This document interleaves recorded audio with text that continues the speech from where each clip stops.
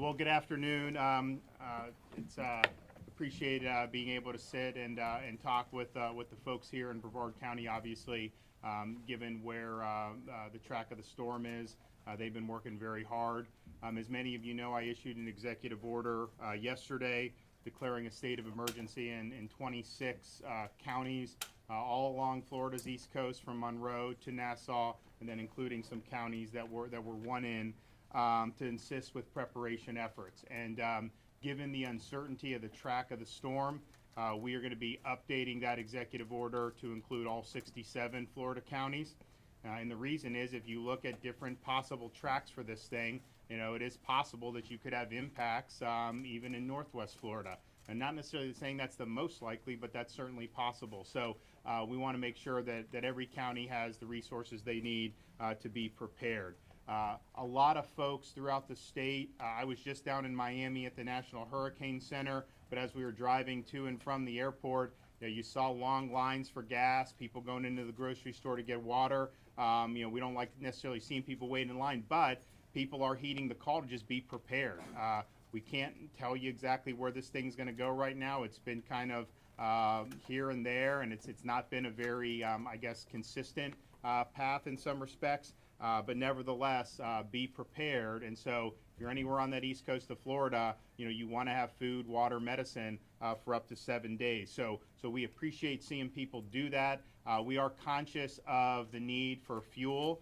There is fuel throughout the state. It's just, as a lot of people go to one station, you need the trucks to be able to go in and move more fuel in. And so we're working on that. We're also working with FEMA and with some of our neighboring states so that you could have certain road restrictions waived, so that fuel needs to be brought in from places like Louisiana. That could happen. And of course, my executive order relaxed a lot of the restrictions on the roads so that more fuel can be brought in for the folks here in the state of Florida. In terms of some of the water, we're working with Publix, Walmart, all these companies to make sure the stuff's being restocked. I think a lot of them are working really hard on that. But I've also been told by a lot of folks that Amazon is still delivering. So if you need some more water, check that out as an option because that is still working, at least for now.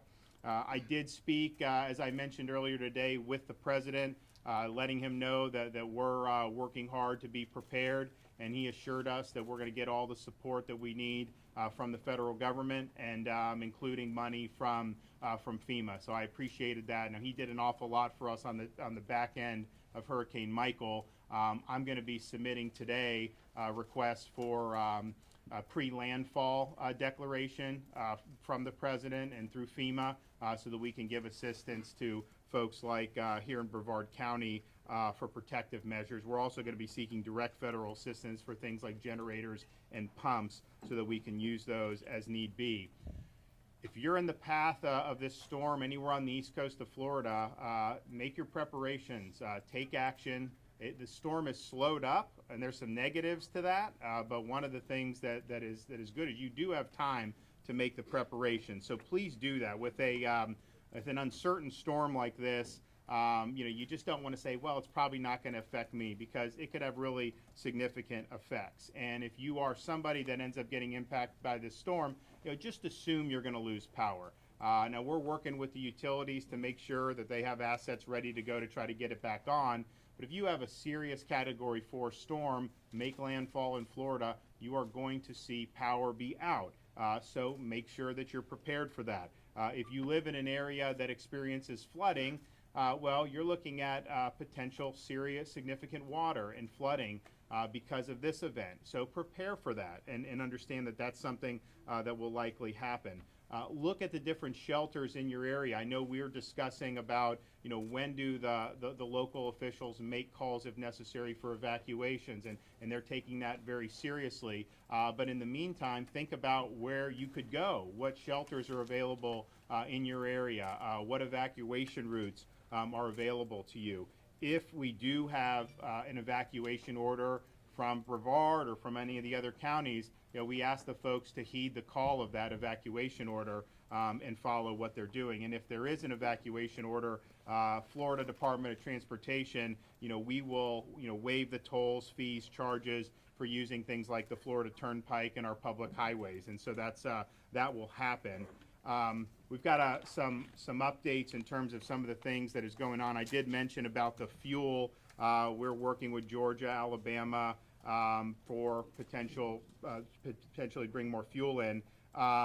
We do have the FDOT District Secretary Mike Shannon. He's here somewhere, I think. Yeah, right over there. So he's going to be in the EOC here in case that there's anything that FDOT can do to be able to help. Today at 3 o'clock, Richard Corcoran, our Commissioner of Education, he's going to hold a hurricane preparedness conference call with superintendents and college and university presidents to receive an update on their preparations.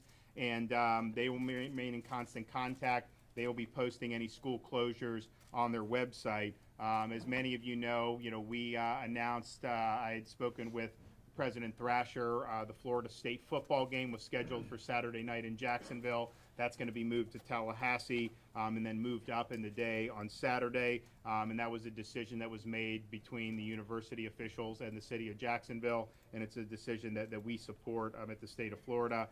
We have over 800,000 gallons of water and about 1.8 million meals ready for distribution for when that is necessary.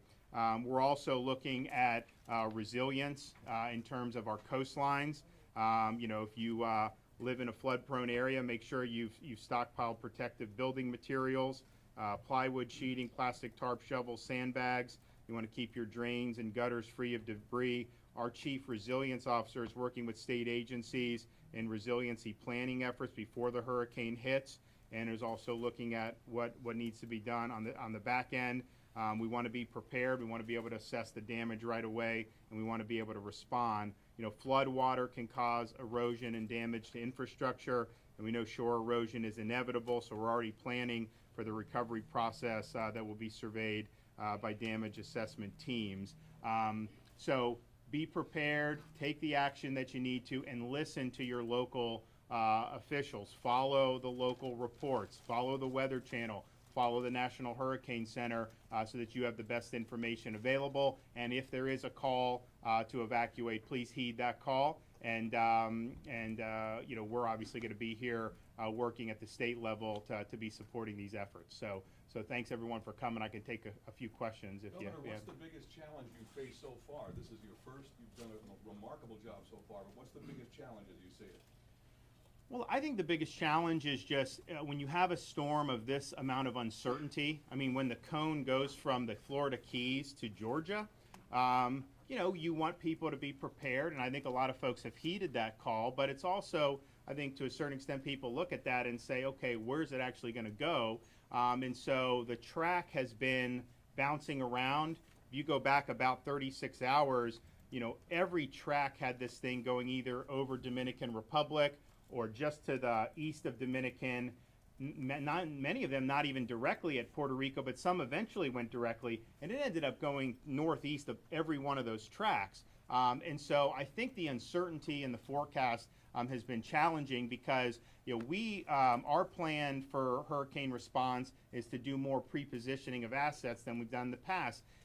And that's, if you know kind of where the storm's going to go, you probably have a better opportunity to do it. If it's the entire state up and down the coast, well, you've got to wait to see where those impacts are going to be. So I think the infrequency in terms of the forecast, I think has been challenging. But at the end of the day, I mean, I saw those stores filled in Miami. I've seen people going. People are taking steps to prepare, and so I think the message has gotten out that you want to be prepared, execute your plans, and look, as this thing unfolds, we figure out where it ends up going. If you've prepared and then it doesn't end up impacting you, you're not going to be any worse off for it. But if you don't take the steps needed to prepare, and then it does impact your community, you're really going to wish that you have done so. Yes? Governor, would there be a scenario where traffic is going north only on the highways, the major highways, if an evacuation is ordered contraflow? So I would say that that's going to be a decision that we're going to lean on the FDOT for, but basically I think they are going to work to make the evacuation the most effective. And so I'm not saying that would definitely happen, but I think certainly any options to make the evacuation better would be on the table. Yes, sir. Thank you. Would you advise tourists with travel plans this weekend to the Florida coast now not to come? So here's the thing, what I would say. I mean, I think if you're somebody who's visiting here, I mean, you should heed the same type of warnings and calls that other people would heed who live here. You know, if you're in certain parts of Florida, some of the advice very well may be you're better off not to evacuate, that you're better off to, you know, remain in place, that it could actually be worse if you evacuated. So I think look at, you know, what's going on, what's being advised in any given area, and heed those calls. And I would also say with an uncertain track, you know, up the whole East Coast, we're kind of waiting to get a little bit more definitive. But at some point, it is going to be a little bit more definitive. And, you know, if it impacts the coast from here north, you know, that's probably going to mean something different for Southwest Florida or the Florida Panhandle. If it took a southern track across South Florida and then back into the Gulf and up, well, then obviously that's going to probably mean something much different for Northwest Florida. So just watch and react accordingly. Governor, after the tragedy following Hurricane Irma, are there any particular precautions and processes you're setting in place for nursing homes and other very highly vulnerable facilities like that? So our Agency for Healthcare Administration has a website portal basically where any county can go on, have a count of the nursing homes in their area, see who has the generators or has a plan to deal with it, because the requirement that was passed is you either have to have a generator or you have to have a plan to be able to protect the folks there. So you'll be able to see that. And so I think up to this point statewide it's about 94.6% of the nursing homes are in compliance with what was passed. And so we you know, encourage the local folks to take a look at that and to have a handle on what's happening in their communities. But I also think if you look at what's happened just recently as a result of that incident where, you know, there's a criminal prosecution now underway, I think that sends a very important message that, you know, if you're entrusted with care of these vulnerable populations, you know, it's really your responsibility to have a plan in place for what's going to happen. If you're in the eye of a hurricane, the path of a hurricane, you very well may lose power, and you should have a plan in place to be able to protect the people that you're charged with looking after. And I think that message was sent pretty clear based off that prosecution. We have time for one more question, guys. Governor, about the gas, you talked about this in your comments a moment ago, but could we know some more about where it's coming from, how it's getting here, and what the timeline is?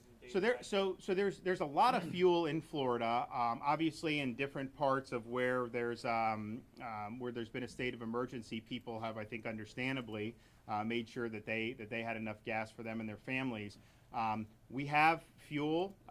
It just needs to be brought in from our ports. I mean, there's a lot of fuel in Florida.